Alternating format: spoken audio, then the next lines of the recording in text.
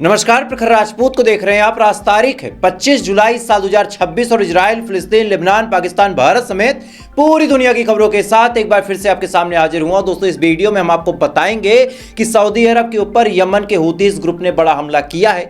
अब ये हमला क्यों किया और असल में इसमें किसकी गलती है, इसके बारे में हम आपको डिटेल में बताएंगे दोस्तों। और साथ इस वीडियो में हम आपको ये भी बताएंगे कि डोनाल्ड ट्रंप की खुफिया एजेंसी ने न्यूक्लियर को लेकर ईरान के मामले में एक बहुत बड़ा खुलासा किया है। अब ये खुलासा क्या है, इसमें क्या कुछ कहा गया है, इसके बारे में भी हम आपको डिटेल बताएंगे दोस्तों। और साथ ही इस वीडियो में हम आपको ये भी बताएंगे कि वेस्ट बैंक के अंदर इजरायलियों ने तबाही मचा दी है। वेस्ट बैंक के अंदर इतनी तबाही मचाई है कि उस चीज़ को जब आप देखेंगे तो देखने के बाद दोस्तों आपका खून खौल उठेगा। और साथ ही एक बार फिर से ईरान ने बहरीन के ऊपर ताबड़तोड़ हमले किए हैं और इस हमले में अमेरिका का जो डिफेंस सिस्टम था किस हिसाब से फेल हुआ है, इसके बारे में जब आप सुनेंगे तो सुनने के बाद आज आपकी खुशी का कोई ठिकाना ही नहीं रहेगा कि भाई साहब जिस डिफेंस सिस्टम के बारे में पूरी दुनिया में इतना हुआ था, आखिर वो डिफेंस सिस्टम फेल कैसे हो गया। और साथ ही दोस्तों इस वीडियो में हम आपको मिडिल ईस्ट की कई सारी अहम खबरें बताएंगे। इस वजह से अगर आप चैनल पर नए हैं तो वीडियो को लाइक कर लीजिएगा, चैनल को सब्सक्राइब कर लीजिएगा और साथ ही कमेंट में आप इस वीडियो को कहां से देख रहे हैं मुझे कमेंट करके बताइएगा। तब तक एक एक करके मैं आपको खबरें बताता हूं। और सबसे पहली, सबसे बड़ी, सबसे अहम खबर यह है कि सऊदी अरब के ऊपर यमन ने बहुत बड़ा हमला किया है, बहुत बड़ा हमला किया है।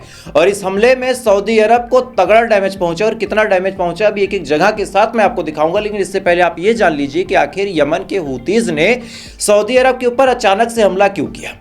तो इसके पीछे की कहानी है तब की जब आयतुल्लाह खामनेई के उस जनाजे में यमन से शामिल होने के लिए कई सारे लोग गए थे। अब जब ये लोग गए थे, इसी दौरान जब इनको वापस आना था और कई सारे लोग उसमें इंजर्ड वगैरह भी थे, तो ईरान ने अपना एक प्लेन भेजा। अब कहानी यह है कि सऊदी अरब ने यमन के हूतीस के एयर स्पेस को बंद करके रखा है और कहा है कि ईरान की तरफ से हम सना इंटरनेशनल एयरपोर्ट पे कोई भी फ्लाइट नहीं उतरने देंगे। मतलब आप यहीं से इनकी गुंडागर्दी देखिए कि ईरान की कोई भी फ्लाइट हम यमन के अंदर नहीं उतरने देंगे। अब चूंकि ये फ्लाइट आती है और ये बात जैसी सऊदी अरब वालों को पता चलती है तो इनको लगा कि भाई साहब अमेरिका तो हमारा बाप है और पाकिस्तान जैसे देश के साथ हमारा डिफेंस पैक्ट है, तो हमें कौन रोक पाएगा। इसके बाद इन्होंने लगातार उस जहाज का पीछा किया और उसको क्रैश करवाने की कोशिश की, जबकि उसमें 100 से ज़्यादा सिविलियन मौजूद थे। इसके बाद पहली मर्तबा यमन के हूतीज ने सऊदी अरब के फाइटर जेटों पे जब फायर किया तब फाइटर जेट वहां से भागते हैं, लेकिन इसके बाद जब एक फ्लाइट और आती है तब उस पर भी हमला करने की कोशिश करते हैं और सना इंटरनेशनल एयरपोर्ट पे ये लोग हमला करते हैं। अब सना इंटरनेशनल एयरपोर्ट जब ये लोग हमला करते हैं, इसी के जस्ट बाद हूतीज ने फायर भी किया और फायर करने के बाद ये ऐलान कर दिया कि जो लाल सागर में बब अल मंडेब है वो पूरी दुनिया के लिए तो खुला है लेकिन सऊदी अरब के लिए बंद है। इसी कड़ी में सऊदी अरब के कई सारे जहाज जब वहां से पार हो रहे थे तो कई जहाजों को तो हूतीस ग्रुप ने वापस लौटा दिया। लेकिन कल की बात है कि एक जहाज जिसका नाम था एनसीसी अल मासा पे हमला किया और इस हमले में ये जहाज एकदम खत्म हो गया। अब जैसे ये खबर निकल के सामने आई, फौरन सऊदी अरब के फाइटर जेट अपने हथियारों को लोड करते हैं और लोड करने के बाद सऊदी अरब के फाइटर जेट यमन पे जाते हैं और यमन पे जाने के बाद बम गिरा देते हैं।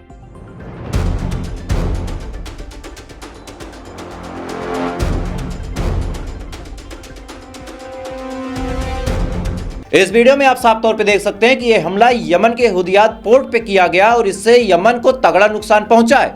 अब जैसे ये हमला किया गया, इसी के जस्ट बाद दोस्तों जो यमन के हूतीज हैं वो फौरन मिसाइल अटैक करते हैं और सऊदी अरब की सबसे बड़ी ऑयल रिफाइनरी पे हमला करते हैं। और इसके साथ साथ दोस्तों सऊदी अरब में एक जगह लगती है जीजन पे भी ताबड़तोड़ हमले करते हैं और इस हमले का वीडियो देखें आप।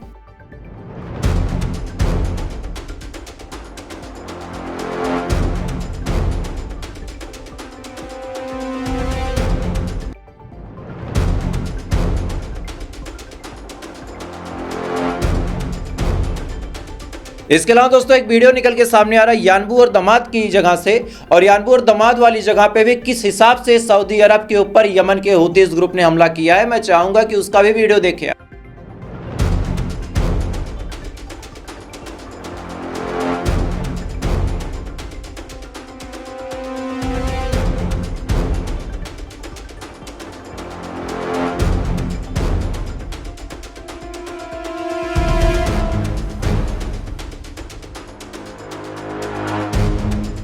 इस वीडियो में आप साफ तौर पे देख सकते हैं कि सऊदी अरब के इलाकों में किस हिसाब से हमला हुआ है और इसी दौरान दोस्तों खबर यह निकल के सामने आई कि पावर प्लांट को भी निशाना बनाया गया है, जिसकी वजह से सऊदी अरब में पावर कट हो चुका है। उसका भी वीडियो देखें आप।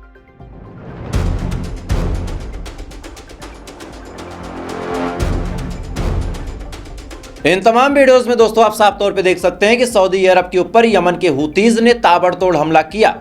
अब यहां पे गलती किसकी है? ऑब्वियस सी बात है, प्रथम दृष्टि अगर आप देखेंगे तो आपको ये बात कंफर्म हो जाएगी कि यहाँ पे सीधी गलती सऊदी अरब की है, क्योंकि सऊदी अरब को न्यूक्लियर देने का वादा डोनाल्ड ट्रंप ने किया और जैसे ही न्यूक्लियर देने का वादा किया भाई साहब सऊदी अरब फूल गया एकदम कि अरे अब मेरे मुकाबले कौन है। अभी न्यूक्लियर मिला नहीं था लेकिन ये फूल गए। इसी दौरान पाकिस्तान के साथ जब इनका डिफेंस पैक्ट हुआ तब पाकिस्तान ने एक बार धमकी दे दी थी और कहा था कि सऊदी अरब के किसी भी जहाज पे अगर हमला हुआ तो ऐसे हाल में वो हमला हम अपने ऊपर मानेंगे। अब यहीं से भाई साहब सऊदी अरब को लगने लगा कि अब कौन है हमारे मुकाबले। यहाँ पाकिस्तान की सच्चाई इनको नहीं पता है कि पाकिस्तान का फॉरेन मिनिस्टर इसहाक डार बाकायदा जाके ईरान के फॉरेन मिनिस्टर अब्बास अराची साहब से मुलाकात कर रहा, जिसका वीडियो आप सामने देख सकते हैं। इसके अलावा दोस्तों खबर यह भी निकल के सामने आई है कि आसिम मुनीर जिसके दम पे सऊदी अरब बड़ा उड़ता था, वो खुद सऊदी अरब के खिलाफ जाके ईरान से तेल के मामले में कोई डील साइन कर रहा। अब इनको पाकिस्तानियों पे भरोसा था कि पाकिस्तान आएगा। अच्छा पाकिस्तान आए कैसे? उसकी भी मजबूरी आप समझिए कि बगल में ईरान है। अगर ये यमन के हुतीज पे हमला करने गए तो एक तरफ तो चाइना नाराज हो जाएगा, दूसरी तरफ बगल में ईरान है और जिस ईरान ने अमेरिका जैसे देशों को पानी पिला दिया हो वो ईरान इनका क्या हश्र करेगा बताने की जरूरत नहीं है, समझाने की जरूरत नहीं, आप समझ सकते हैं। और दैट्स वाई ये नहीं जा सकते यमन के हुतीज के खिलाफ। इनको क्या लगा था पाकिस्तानियों को कि भाई साहब हम सऊदी अरब से जो डिफेंस पैक्ट साइन कर रहे हैं, इनको क्या पता था कि सऊदी अरब की भी जंग कहीं हो जाएगी। इनको लगा था कि हम सऊदी अरब से डिफेंस पैक्ट साइन कर लेते हैं, सऊदी हमें भर भर के पैसा दे देगा, डिफेंस करने की जरूरत पड़ेगी नहीं। अच्छा हमारी भारत से जंग चलेगी तो ऐसे हाल में सऊदी अरब तमाम मुस्लिम देशों को लेके आ जाएगा और सऊदी अरब अमेरिका पे दबाव बनाएगा, अमेरिका भारत पे बना देगा। लेकिन प्लान इनका फेल हो गया। खैर अब सुनिए, ईरान ने भी तगड़ा ठोका है। ईरान ने भी तगड़ा ठोका है और बहरीन के अंदर किस हिसाब से ठोका है आप उसका वीडियो देखें पहले।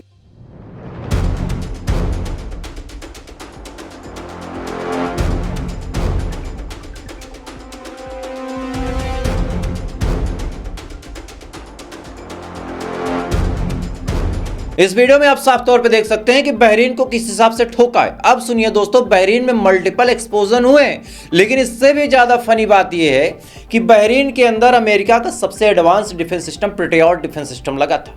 पेट्रियट इस डिफेंस सिस्टम की तारीफ करते डोनाल्ड ट्रंप थकता नहीं है, लेकिन आज डिफेंस सिस्टम खुद ही हैंग हो गया। हैंग मतलब कहा सुनी में हैंग नहीं हुआ, असल में हैंग हो गया। और ये इतना पगला गया भाई साहब, चूंकि इंटरसेप्ट करते करते थक गया। एआई ही तो है, गड़बड़ा गया खेला। खबर यह है कि पेट्रियट डिफेंस सिस्टम ने जो मिसाइल दागी वो मिसाइल कहीं और नहीं अपने ऊपर दाग ली और इसकी वजह से ब्लास्ट हुआ। वीडियो देखें।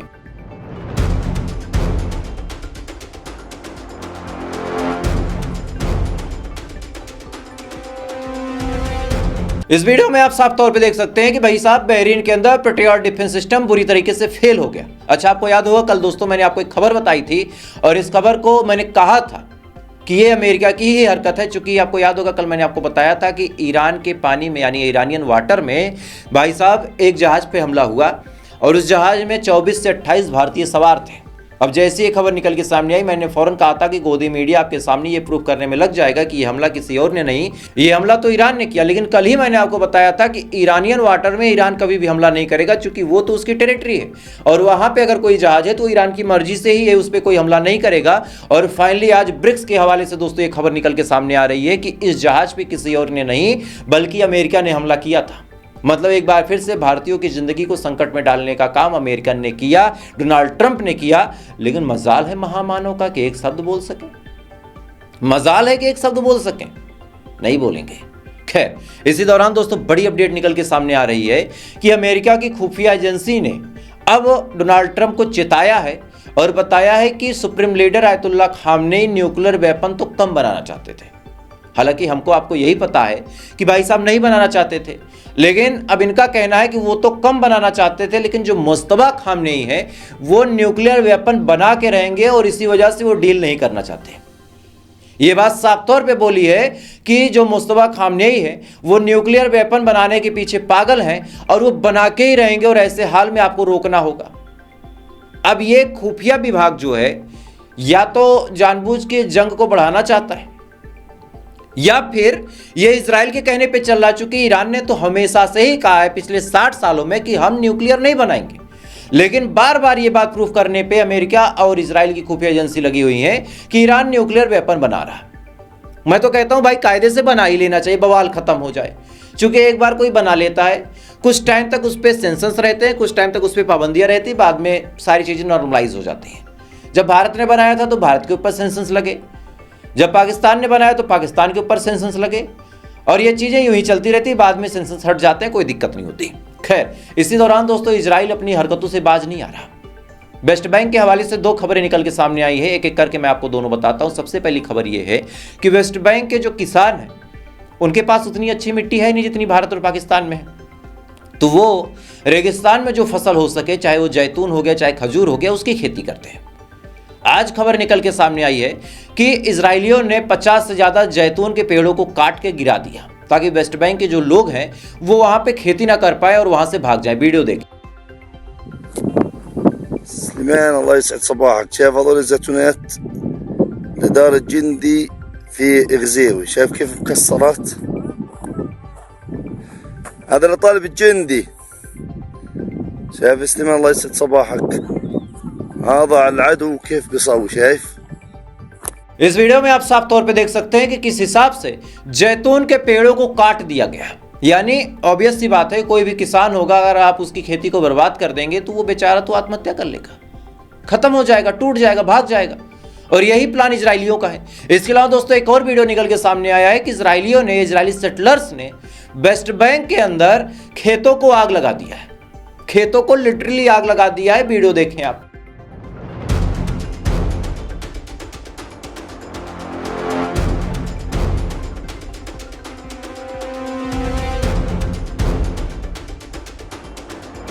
इस वीडियो में आप साफ तौर पे देख सकते हैं कि किस हिसाब से खेतों को आग लगा के वहां के किसानों को भगाने की नापाक कोशिश कर रहा है इजराइल। और इसी दौरान दोस्तों ईरान ने बहुत बड़ी धमकी अमेरिका को एक बार फिर से दी है।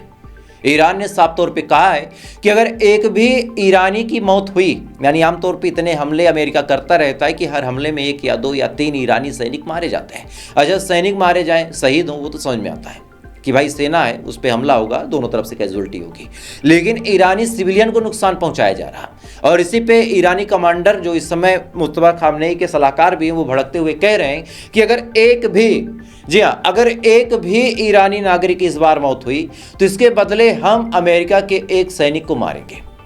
अब कैसे मारेंगे, क्या प्लान है, क्या अंदर का कोई सिस्टम मेंटेन है? चूंकि हर बार ईरान जब हमला करता है तो नुकसान तो तगड़ा देता है। तो क्या इसके पीछे पूरी कहानी है, ये तो या तो ईरान जाने या ऊपर वाला जाने। खैर, तो फिलहाल दोस्तों अभी के लिए बस इतना है। बाकी चंद घंटों में आपसे फिर से मुलाकात होगी ऐसी किसी खबर के साथ। और साथ ही दोस्तों अगर आप इस चैनल पे नए हैं तो मैंने एक बैकअप चैनल बनाया है, चूंकि इस चैनल पे लगातार कुछ दिक्कतें आ रही हैं और बहुत जल्दी ये चैनल उड़ सकता है। तो इससे पहले कि दिक्कत हो, कोई परेशानी हो, नया चैनल आप जाके प्रखर राजपूत सर्च करें, मैंने कम्युनिटी पोस्ट में कर दिया है, वहाँ पे जाके उसको सब्सक्राइब जरूर कर लें और उस पर भी वीडियो डेली आते रहेंगे। भले ही मुझे डबल शिफ्ट में काम करना पड़ेगा, लेकिन दोनों चैनल पे वीडियो आएंगे तो आप सब्सक्राइब कर लें। बाकी थोड़ी देर बाद आपसे फिर मुलाकात होगी ऐसी किसी खबर के साथ। तब तक आप अच्छे रहें, खुश रहें, अपना ख्याल रखें, अपने देश का ख्याल रखें। जय हिंद, ऊपर वाला आपकी हिफाजत करें।